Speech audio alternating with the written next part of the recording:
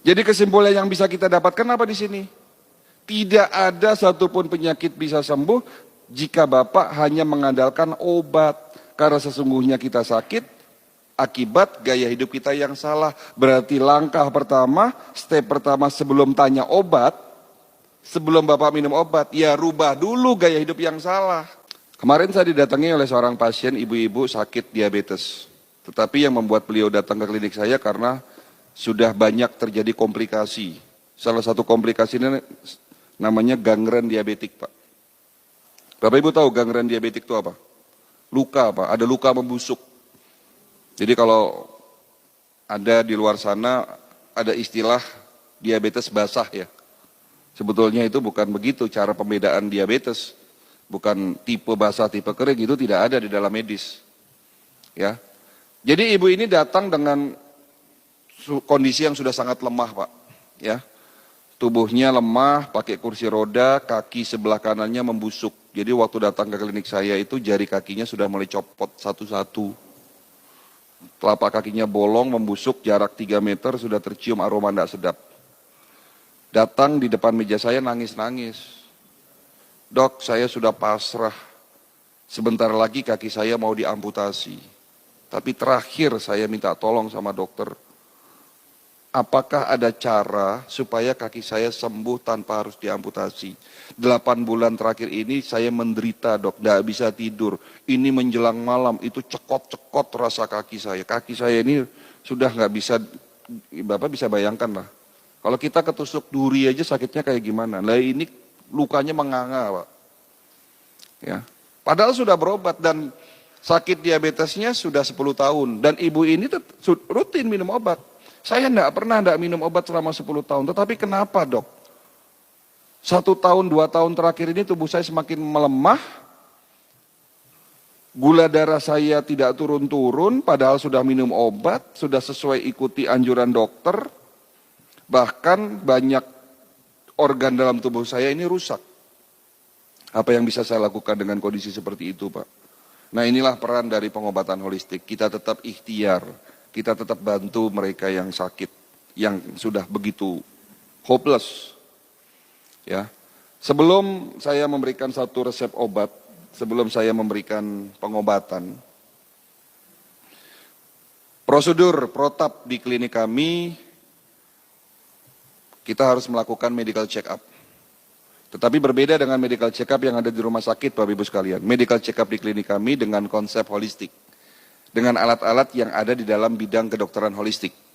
Alat ini saya temukan waktu kami masih belajar di Beijing. Nama alatnya Human Resonance Magnetic Analyzer. Sebuah alat untuk memeriksa fungsi organ lewat gelombang energi. Alat ini saya bilang cukup canggih, Pak.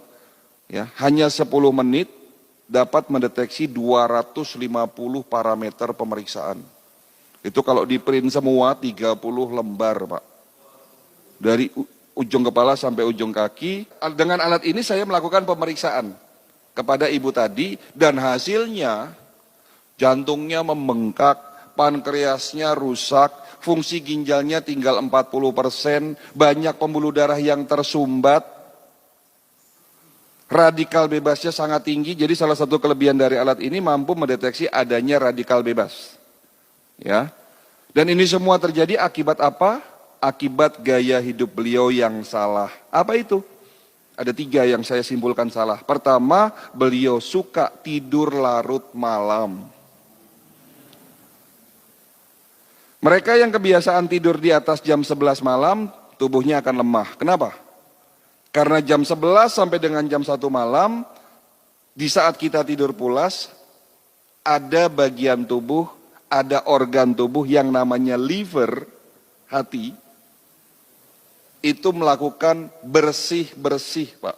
Detox istilahnya. Liver memiliki 500 fungsi. 500 fungsi, Pak. Jadi organ yang paling berat kerjanya adalah liver, Pak. Kalau jantung 1 fungsi, Pak. Mompa darah, selesai. Ginjal punya 2 fungsi, tetapi liver memiliki 500 fungsi. Dari salah satu fungsi itu ada yang namanya fungsi detoksifikasi. Apa itu? membersihkan tubuh kita dari sisa-sisa metabolisme yang bisa berpotensi terjadinya oksidasi dan terbentuk radikal bebas. Kapan waktunya liver bersih-bersih? Jam 11 sampai dengan jam 1 malam di saat tidur pulas. Nah, kalau Bapak Ibu pada jam itu tidak tidur, apa yang terjadi? Liver tidak bisa melakukan tugasnya bersih-bersih, pada akhirnya metabolismenya terganggu. Karena apa? Karena terjadinya oksidasi yang tidak dapat dinetralisir oleh tubuhnya.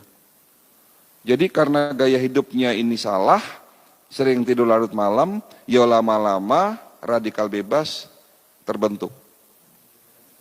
Gaya hidup kedua yang beliau akui salah, beliau suka makan malam.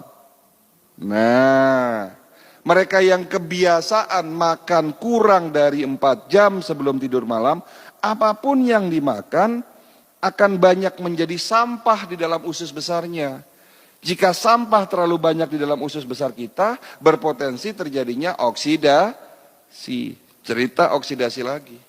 Dan jika oksidasi ini tidak diimbangi dengan antioksidan dan tidak dapat dinetralisir oleh tubuhnya, terbentuk yang namanya radikal bebas.